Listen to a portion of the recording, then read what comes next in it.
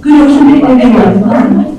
Yes, time has already passed from the schedule, but I'd like to start the second plenary lecture today. I'm honored to introduce Professor Day2. Professor Day2 is Associate Professor in the Department of English Language and Literature at the National University of Singapore. She obtained BA at the University of Oxford and PhD at the King's College of London.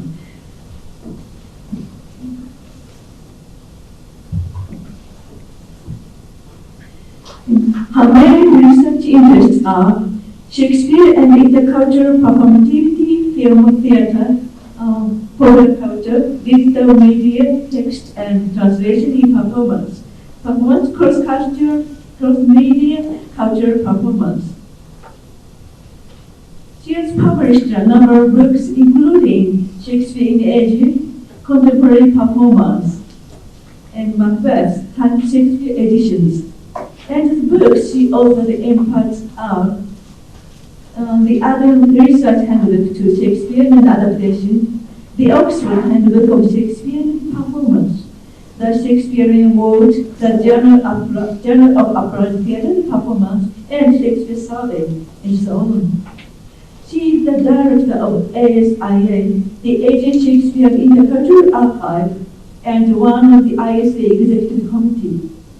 Last year, I was so impressed, but she successfully organized 11th World Shakespeare Congress online as a chair, hosted by the National University of Singapore. The title of her lecture today is Translation and Ethos, Knowledge Relations in Archiving Asian Shakespeare Performance. Then we'd like to welcome Professor Day2.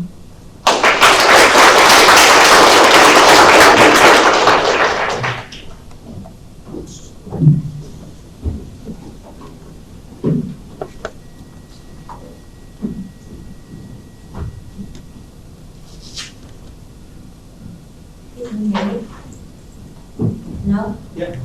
Now it's all right to speak quite close. I'm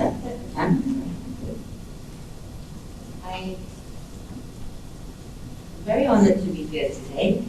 Let me begin by thanking the organizers of this conference for their outstanding organization and great kindness in the process of enabling me to be here. Just the Chiba Kuyuki Hiromi, Morita Norimasa, and Motoyama Hiroki.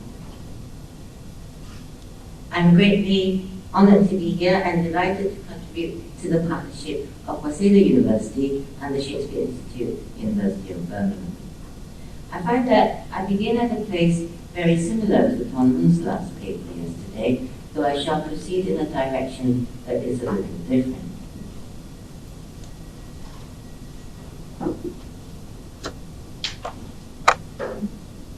Performance translation is most often employed for subtitling live performances and subtitling films and videos.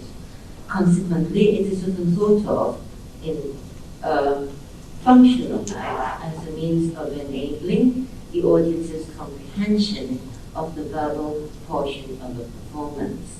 It's regarded as essential to a grasp of what the performance communicates, and especially of the dramatic interactions between the characters. Performance translation joins verbal signification to embodied affect.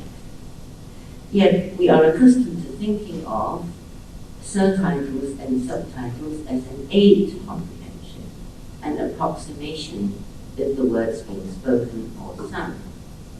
They are treated as extrinsic to the primary performance, performing in its margins, and they're expected to be an inexact, often condensed version of the speech or lyrics that one would greatly prefer to follow in the performance language instead. We expect to catch the gist, to miss some words on the screens, since the onstage or film action on screen is what is actually happening. My paper today proposes that the functionality of performance translation should also be understood to enact ethos in Asian Shakespeare performance.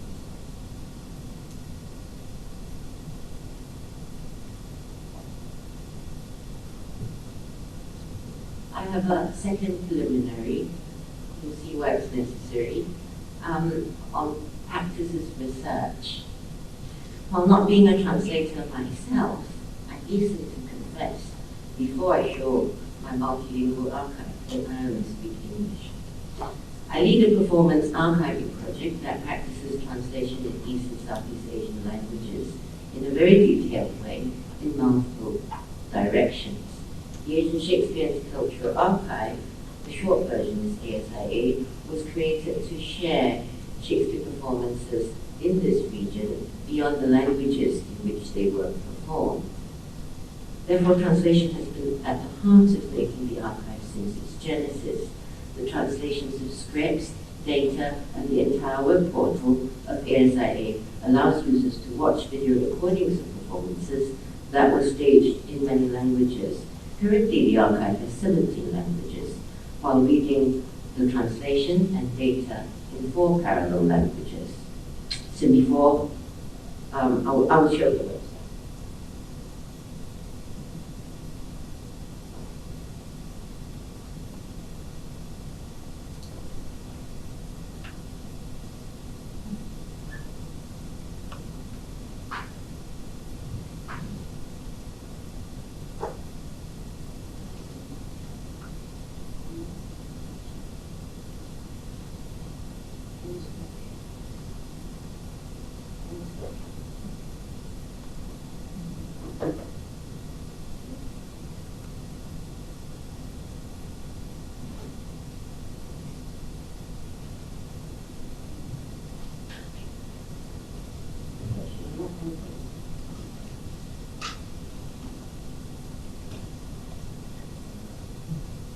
Apologies.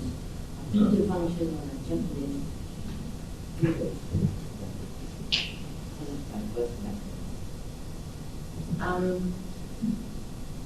When you log into ASIA, it first will, I'm getting there. It will ask you what language you want, and the portal is equivalent in Mandarin, Japanese, and Korean. So the entire portal will switch if you click these language buttons up here. And unlike many so-called parallel language websites, which are not really parallel in the sense that they send you from one website to another, and one is always primary, others might be secondary, and you will get some condensed or summarized content. ASIA is a single website with 4 parallel language databases, so you can use them all. You can use any of them at any one time. So, hands up for English, right? Most common language. So let's check. There are 17 languages. The performances are in 17 languages, but we could only do 4. English, Chinese, Japanese, Korean. Chinese, Japanese, Korean as the primary Shakespeare producing languages in our region, English as the global language. Let me show you a little bit so that my website can speak for itself a little better than I can. Although, no doubt some people have already played it. So same with the website. If you, this is the part I want to show. We indicate who translated. Alyssa came off the production script by Young Jung-won, both script and video donated to ASIA by the Hemsa Theatre Company, supplementary translation of the foreign script by Lee Camperson, edited by Mark Bayan and myself. But when you switch to Chinese, you'll get the Chinese translator's name from the, Chinese translator's name, Japanese translator's name. Others is if the performance happens to be not in those four languages, Indonesian, Thai,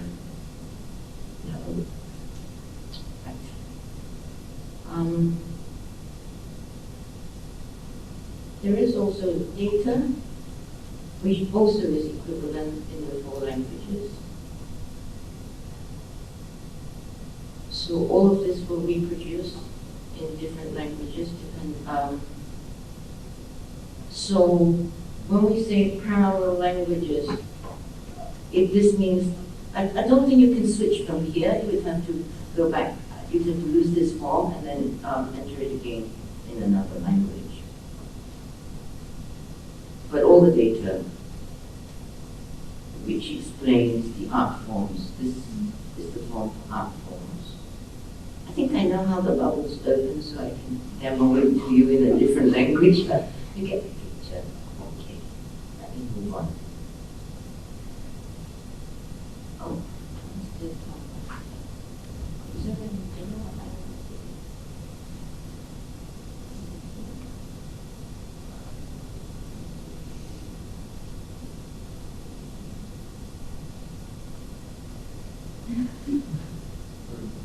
Good.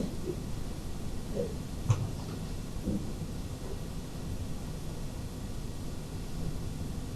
On the spot, cut out several of these switches. Practices research. The translation enterprise of ASIA evolved in the context of a practice as research project in archiving Asian Shakespeare performance.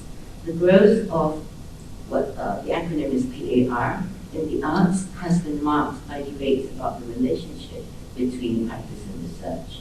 Practice-based research often distinguishes itself as research different from normal practice by defining research questions that require a creative practice to answer them and designing a specific creative process for the purpose. But going further into the process of thinking through practice, it's been argued that the research questions and direction do not precede and underpin how the creative practice is carried out, but are actually discovered in the course of that practice.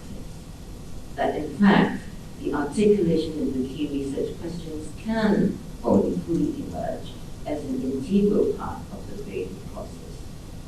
It is therefore more accurate to think of the relationship between practice and research as practice-led research. The archiving project of ASIA carries several hallmarks of a practice as research method. First, it is collaborative, consisting of scholars, translators, practitioners, and students in a team of about 30 at any one time. Second, it is iterative, going through successive stages of redevelopment. The original research objective of ASIA was to create an intercultural archiving practice that would be appropriate to the intercultural practices of Shakespeare productions themselves in East and Southeast Asia. The extent to which translation came to define our process and the ways in which the video recordings, the scripts, the data we wrote were made accessible in the online environment were initially unforeseen. The aim of this paper is not to narrate that process, nor to explain the practical exigencies that shaped it, but rather to formulate an understanding of the implications of the process.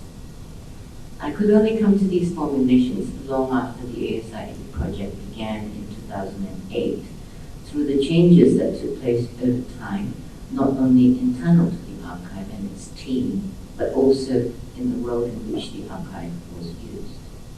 Let me also emphasize here that I speak collectively of the collaborative knowledge that has developed among us all over nearly 15 years.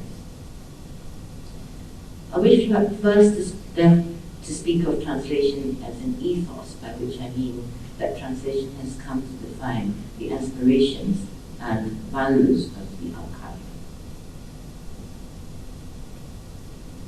First, I have two main topics today. The first is communities, and I'll speak of several forms of communities. First, of theatre practice. The idea of ASIA began as a database, deciding to include video recordings of the performances entailed changes to our conceptualization of the archiving practice. These changes must be understood as a shift in the kind of performance knowledge that we aim to store and make accessible. Textual data records information on a production, but it does not register and document the event in the way that a video records the live performances and the practitioners themselves. Crucially, opting to archive video recordings brought us into direct contact with practitioners from whom we requested the videos. As I've mentioned in the past, Dr. Kobayashi Kaori, one of the archive's three founders, together with Professor Suemata Michiko and myself. Professor Kobayashi pointed out that if the ASIA portal were exclusively in English, the directors with whom she had negotiated donations of their materials would not be able to read their own names when they accessed the archive. This was a foundational moment, I still remember the cafe reception, in defining the communities to whom the archive belonged. Dr. Kobayashi's question brought into view not only the obligation to the theatre company whose work we sought to make both retrievable by its original local audiences and accessible outside those audiences, but also the decision about what kind of relationship ASIA was to form with the company's theatre practice. Choosing translation then represented the situating of a close relationship, or at least a continuity between the theatre production and digital archiving. The enormous labor of translation visible in ASIA today is a measure of the importance we accord to connecting archival practice with the theatre communities who originally made and watched, or might have watched, the archived work. In point of fact, I don't know how often the theatre companies visit ASIA to see how we archive their productions and read their own names. I do know that the early decision to use and translate into the language of performance in the archival interface and data shaped the ASIA archiving ethos towards a relationship with local theatre practice communities. This relationship has lasted. It has led to further interactions and engagement, the most notable of which were the online watch parties that were the main performance events of the World Shakespeare Congress 2022, which had to be held online from Singapore and which I co-chaired. We held 10 watch parties in the Digital Asian Shakespeare Festival, including Miyagi Satoshi, who spoke with Mika Eglinton about his 2018 production of Mugen no Othello, with live translation into English subtitles by Jessica Chiba.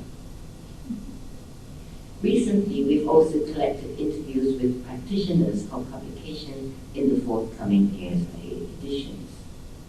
And of course, making the archive fully accessible in the performance language enables teaching of those performances in their own countries. Universities in Japan, China, and South Korea regularly use ASIA for teaching, especially since the COVID pandemic. We may compare this relationship of Shakespeare theatre practitioners and archivists to that between a writer and a long-standing translator of that writer's work. The relationships are similar in that the two roles are taken up at different stages of a work's life. The primary creative act and the secondary, also creative act of translation, which extends the work to readers in another language, and in the case of Shakespeare, a different historical period. However, translation in ASIE is more complex. First, in performance, translation of the verbal component does not translate the non-textual, embodied, and lived dimensions of performance, such as the performance forms, the staging, the performance context. Second, in the digital archive, the act of translation is imitated in the change of medium, from the live theatrical event to digital multimedia spectatorship. And third, most importantly, you will already have noticed that in speaking of translating the ASIE portal into the original language of performance, a two-way process between that language and English at least is involved. This is owing to the archiving practice being situated outside the performance language, that is, an international rather than local or national archive. Let me speak first of communities of the national or local, and what I think of as monolingual archiving. Theatre production and digital archiving take place at separate stages in the life of the production, defined by different mediums and the kinds of work they involve, where the archiving language is the same as the performance language. A through line is formed between the separate stages and kinds of work. Such a relationship is most commonly found in national or local theatre archives. The same sphere of theatre practice expands, whereby audiences who were not able to watch a performance live may do so in the digital archive, or where audiences may watch a performance both live and archived, with differing responses and for different purposes. The knowledge offered by the collection of performance materials, however, as a whole is ideational in a way that the individual productions may not have been. The collection represents national or local performance, histories, cultures, and identities, or a definable subsection of them, as the logic for why these performances are included in this selection. Each individual performance cannot avoid being part of the rationale of a whole.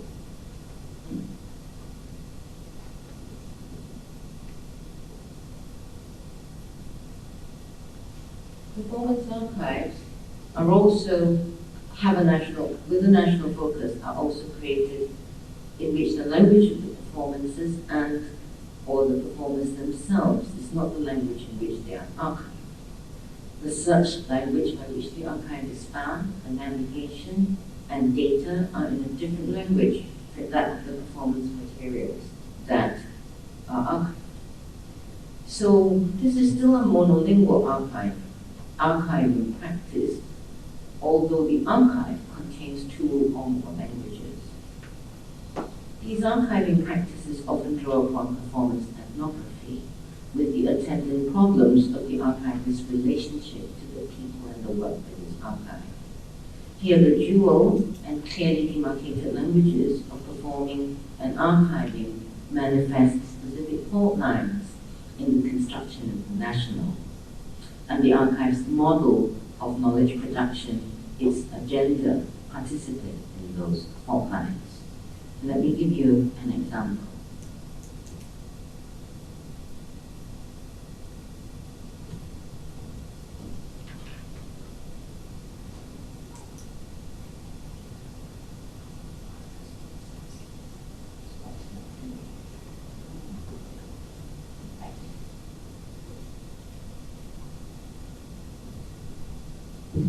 I have this video at the place I want to play it, but let me explain that if you go out to the main page, the Khmer Dance, this is the Khmer Dance project of the Jerome Robbins Dance Division of the New York Public Library. It consists of 60 videos, primarily of interviews with Royal Khmer dancers, together with some footage of rehearsals and training of young dancers and a reconstruction of a dance drama performance. English is the archiving language in which metadata scrupulously records the archival object. Who, the names of the people involved who interviewed, who edited the recording, what were the dates that the recording was made, what were the dates and accession numbers, whereas the dancers speak Cambodian in the videos.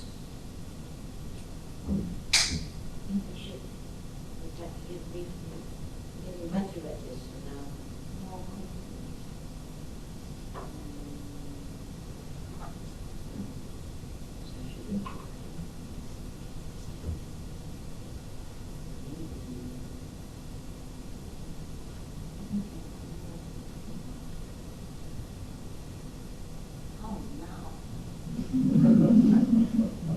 thought it was all right. There is no information in English apart from the data on the objects, the 60 movies, except this short paragraph. Funded by a grant from the Anne Hendricks Bass Foundation, the KDP began in 2008 when the Center for Khmer Studies partnered with the Jerome Robbins Dance Division to interview and film the 3 generations of artists, including dancers, musicians, and singers, as well as embroiderers and dressers, kept dance alive during and in the wake of the Khmer Rouge regime. That's all. Now I need to get to the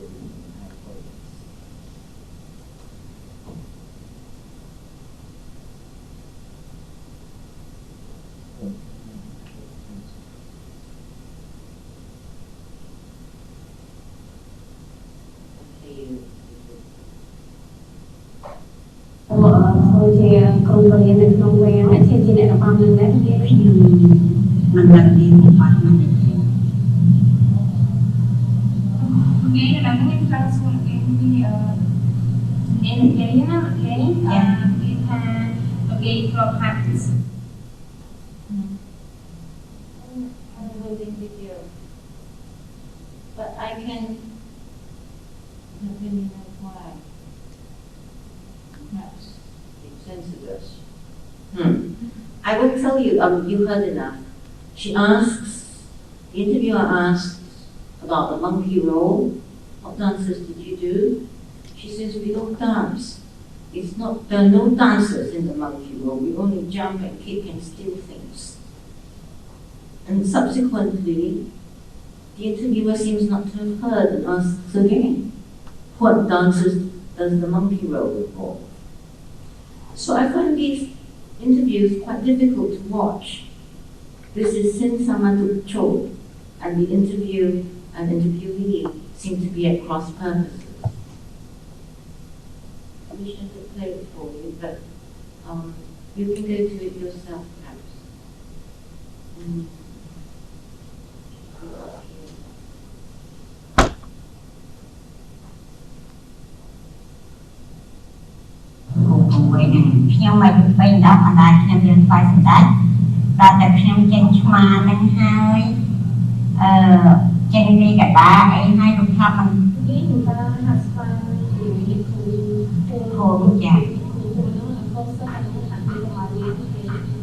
Kim trong thư spa cái kho kia này mẹ hai cho ta thành lại đánh chặt tăng ở nhạc cung nắng ở đây nhạc cung nắng hoặc có một tới có bị chặt hết thành lại xong nhom trong trong mà dùng đọc bài ban xem hát là học ở spa hay là hốt dùng đọc bài nhưng còn một máy em chụp được spa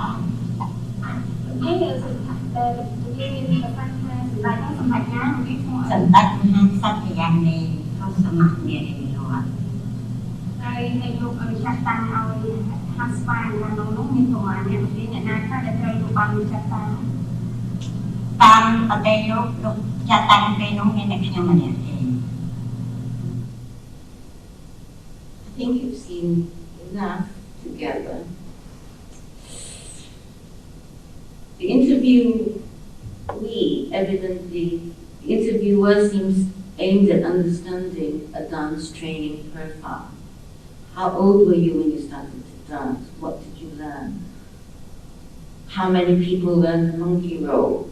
How many hours did you practice every day?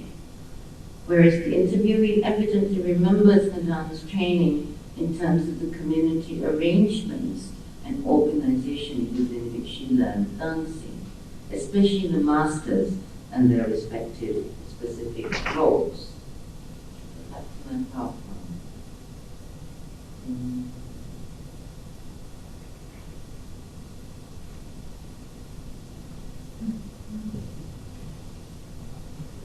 Right, just shut your eyes. Okay,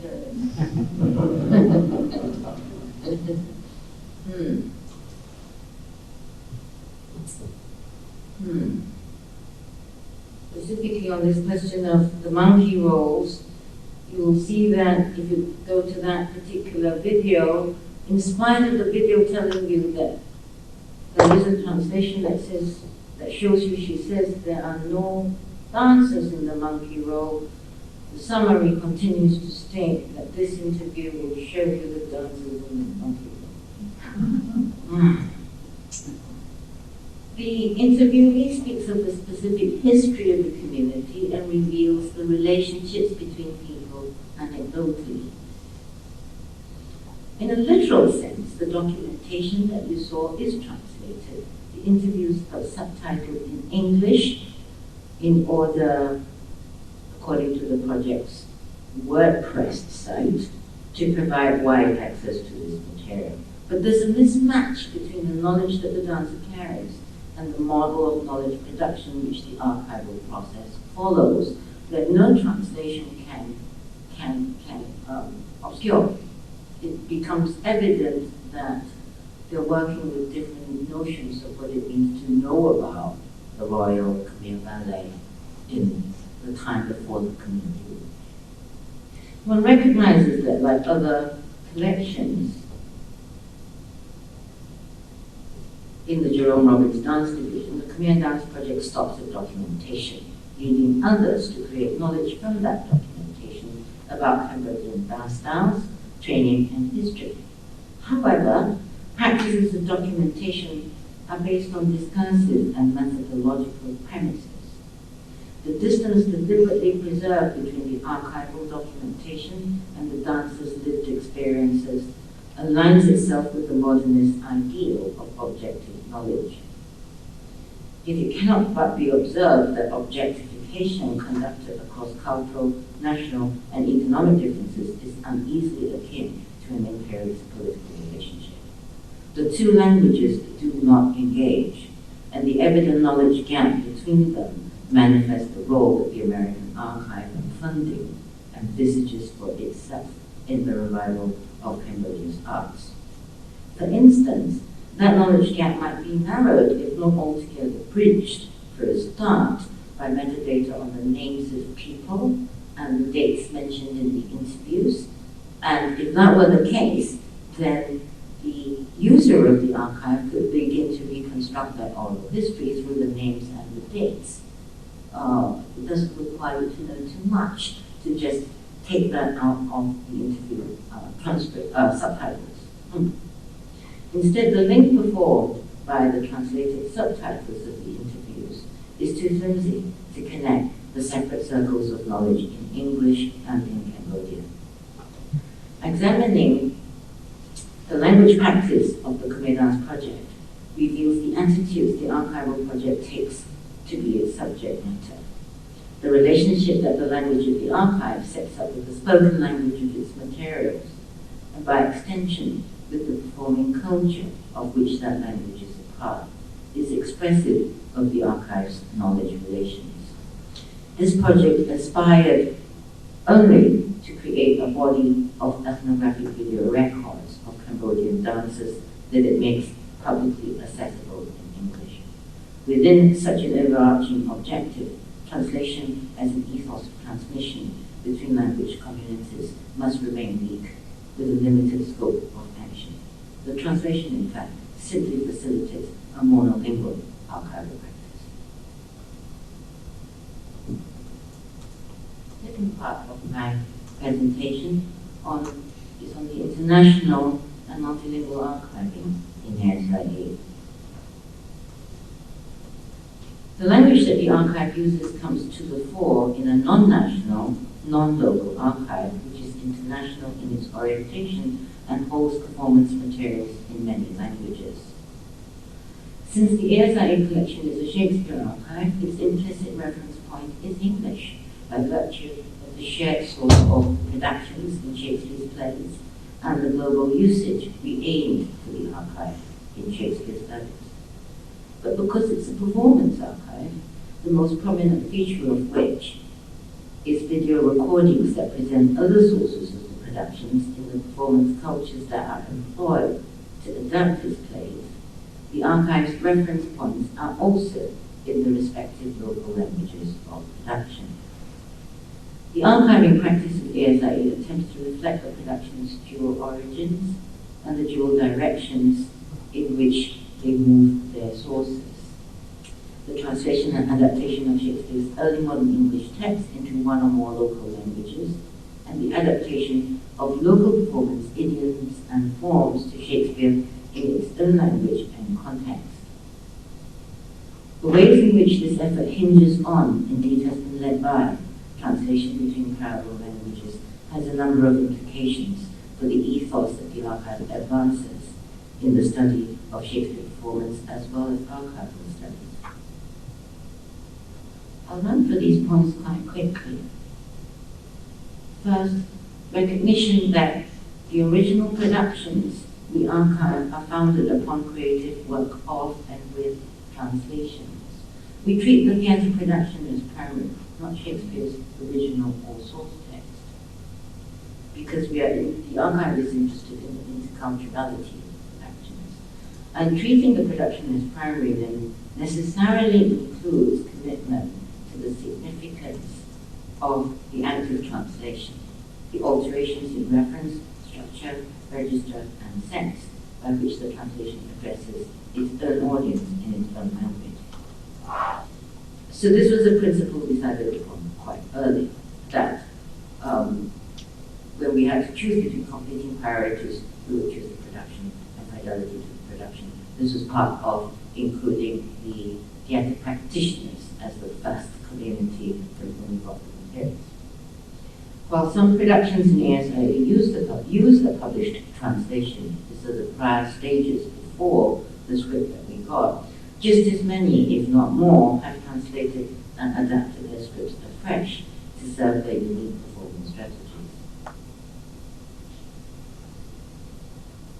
In the Aristotelian sense of ethos as a mode of persuasion by conveying authority, using the performance language as one of the languages of archiving conveys closeness and fidelity to the performance. It's not been possible for us to do this for all 17 languages in the archive. But we do prepare the scripts in the performance language, even for so-called dialects of Chinese. The production that some of you may have seen Dr. Lin show has scripts in both Cantonese and Mandarin. We show any other language besides the four, English, Chinese, Japanese, and Korean, as the fifth script and consult local expertise on the performance practices which are written down in the data. I also showed you the names of the original translator whose work was used by the company, or the playwright if parts of the script are original, not translations of Shakespeare, as well as the names of the ASIE translator and editors. And altogether, I think those names reflect that authority in a chain of recreation.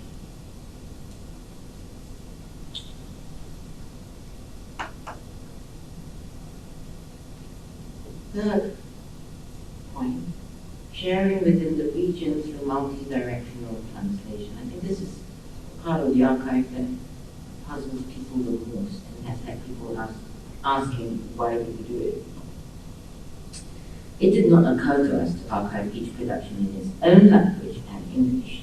This would approximate to an Aristotle's approach, which necessarily implies the central eye of Anglophone Shakespeare, for whom productions in Asia open a window into other cultures, And in an archive, you generate multiple national Shakespeares, each with its own binary relationship with English Shakespeare. Such a translation policy in the archive would funnel the artistic creativity in each theatre culture into English with no reciprocity all the time. Simply put, translating equally in every direction within limits, of course, expressed parity and equality. The archive's practice of parallel languages implies specific vantage points for relating to its productions. So, because of the multiple languages and the multiple directions between those languages, I've encountered, I think it's quite a lot. What arises are comparative relationships between East Asian languages and customs. I discovered that Dongbang Hua Chuk in Romeo and Juliet, Korean Romeo and Juliet, actually means waning candle. It is the expression in Chinese and Japanese that are the same, but they're not pronounced the same. I'll tell you towards the end. Second, I think there's an extended spectrum of potential intercultural relationship between a production and its audiences. On one end of the spectrum, in the parallel language of ASI, it's possible to access the archive fully in one of the 3 Asian languages, such as Japanese, and retrieve only Japanese productions and data, thereby keeping one's attention within a national sphere. At the other end, those who are bilingual or trilingual, as many of my students are, can rotate between the vantage points offered by languages by changing the script language, and they can also share viewpoints between them. The nicest part of the course I co-teach with Michael at the Shakespeare Institute, which we just launched this year, called Shakespeare in Asia, was that the students, both from the Shakespeare Institute and from the National University of Singapore, do a joint project, and then they bring different points of view to the same question, which then becomes, I think it was a great learning experience for them working with each other. Third, English among other languages. English is the working language of the archive, the team's common language. This reflects a factor not often perceived of East and Asian Shakespeare, East and Southeast Asian Shakespeare, that English occurs regularly in the productions, especially those of ex-British colonies like Singapore, Malaysia, and Hong Kong. Instead of being the source and authoritative language, English is pluralized, and there are many local Englishes, and also it lives among other languages, so it's very much part of bilingual and multilingual communities. I'll just say quickly a point that's easy to recognize, which is that collaboration in the first community of ASIA was where this began. The process of parallel language translation is, I think, important to their outcome in the interface. Translations in multiple directions may initially be carried out simultaneously in one direction, but often we will combine the scripts so that after 1 or 2 languages, people are working with the script where all the languages are there at the same time. And actually the translators, editors, and sub-editors are often bilingual, many are trilingual.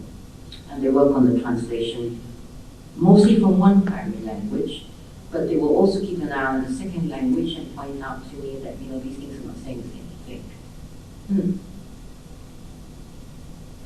As a result of this process, we've become aware of the co-presence of other positionalities for relating to the performance. While it's not possible to see all 4 languages at once in the interface, the awareness of other languages is, I think, felt by the presence of someone else watching, potentially in another language, all the time, no matter which language you choose. Fourth and finally, we recognize that although the sources and cultures combined in the productions are only partly textual, the archive emphasizes textual content in the scripts and data and employs translation of that content to effect the crossing of cultural boundaries. This particular archiving method thus uses language communities as a point of entry for cultural communities. Not quite the same thing, of course. Watching a video brings together translated dialogue embodied dimensions of the performance. Possibly we might put it this way, that the combined effect is that of understanding an understanding of neighboring performance cultures in one's own language. So some things will still feel quite alien and foreign, but you will follow the dialogue, and so that intercultural relationship will be preserved, and there can't be a full translation in performance. Let me quickly conclude, as I know I'm running out of time. In this paper, I've wanted to consider the practice of translation in the archive as an ethos of knowledge relations. The situation of the SIA outside the production-reception relationship of most of the live events, performance events that the archive holds, define the archival work epistemologically as a crossing of language boundaries.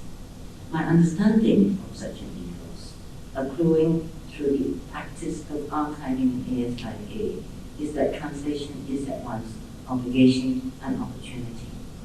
An obligation to the original creators of a performance work and to viewers of that work in the archive to preserve a through line, while also taking the opportunity to bring audiences in different languages into the interaction. In the process of the parallel language, multi-directional translation, performances originally based on translations of Shakespeare's text take on the attributes of revolving when seen through another language instead of being finite experiences. Thank you.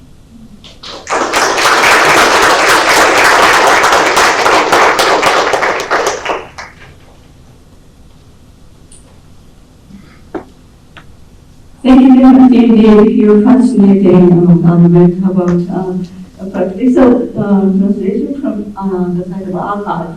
I was so impressed by your rich numbers too. Thank you very much indeed.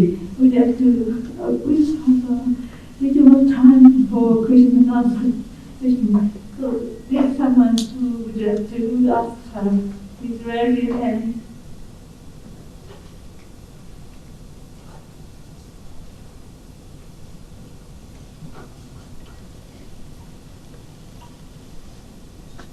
thank you so much. What a fascinating talk and what an amazing archive that you are giving to the world. I wanted to ask, we didn't have time to go into the bubbles particularly, but what I wanted to ask you about was, you're obviously doing amazing things translating the languages.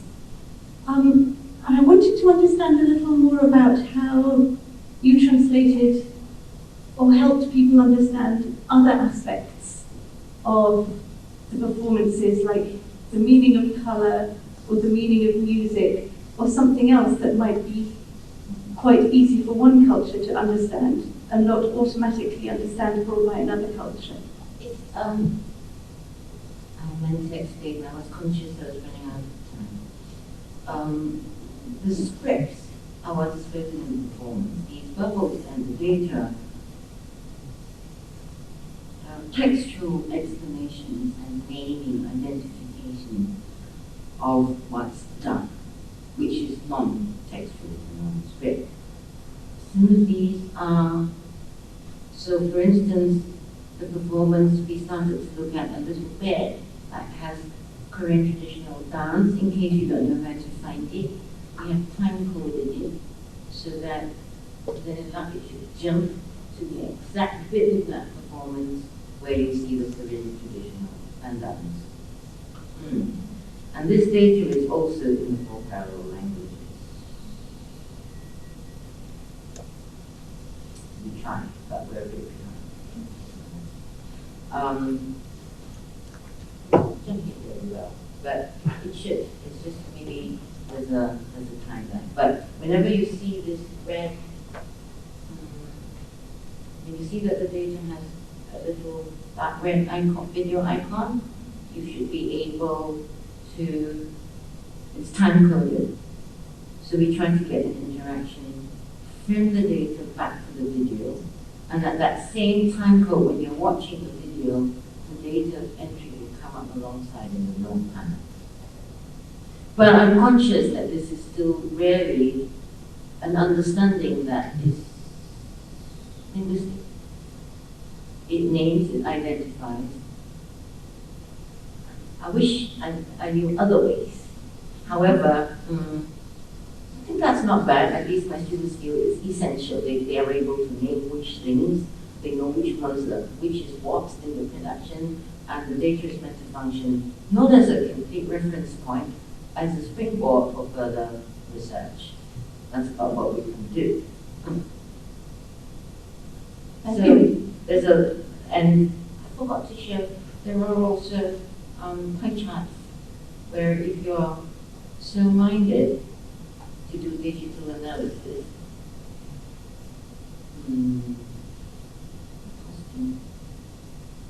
if, because of the database's categories, and this was generated empirically, but this is a long story. So distinctive strategies in the performance, such as the use of color, the use of historical reference, the use of Shakespeare reference, sometimes more than one in a production. We gather them all together and generate these pie charts so that you can actually see what is the most important distinctive strategy. I think it works in 4 languages. And so if you put one like color, we have several subcategories: symbolic color, single color, color coded, and if you click on, you should be able to get all the distinctive data on single color. So this is for analysis through digital to collate them. Does that answer the question? It does, it's brilliant. May I? Okay, thank you for that marvelous journey through a fascinating project. I have a question. When one archives, like you're showing, you're basing yourself on the material you have in mind, the situation, the context, and the technology available. How flexible is this particular project when technology advances? I'll give you my some question here. In my research, I've been seeing that research into voice recognition is advancing very rapidly. It's even used for, you will guess the word, surtitling, meaning that when the voice of an actor can be identified, that speech is then projected as words on the stage. Well, the reason I'm mentioning this is that I can imagine that the archive, as you're describing it now, has those languages in them, whereas with technology, which is on the horizon, you would need to put those languages in because they would be produced when you turn on the video. I realize that that cannot be done for interaction between languages, which is a fascinating part at the end, but for the, let's say, stable archiving, those languages could be produced at the moment of use. How do you think about that? I guess the question has 2 parts, Tom. One is the longevity for the future, the sustainability of the archive. For quite some time now, we've been planning, preparing to archive, to store the material, the data, in 2 forms. One is the raw data, and 2 is the interface that we, at any point have money, we will make that interface, as it were. This has already been through different iterations. It began as a Flash archive. I think if you remember, I sent you that link. This is now HTML5 and JavaScript. So the entire thing has to be recoded. For voice recognition, you know, we humanly have to practice this because quite often the scripts do not work with the videos quite well. The scripts, there's quite a major discrepancy, sometimes as much as 40%. For career productions, they evolved sometimes over a decade or 2, and they've changed, but the script did not keep pace with that change, and so we have to listen and transcribe. It's extremely difficult. So I worry about the inaccuracy, because right now the translation is all done sort of human, not machinery, but were the machine to get better, then that would really be something to look forward to, because right now we do it manually, we listen, and then we retranscribe.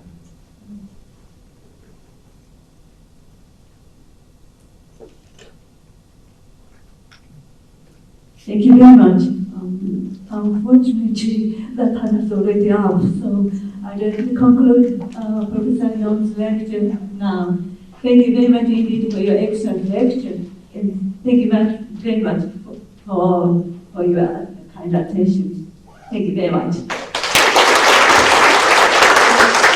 The ASIU team in the room for whom I try to represent your work properly.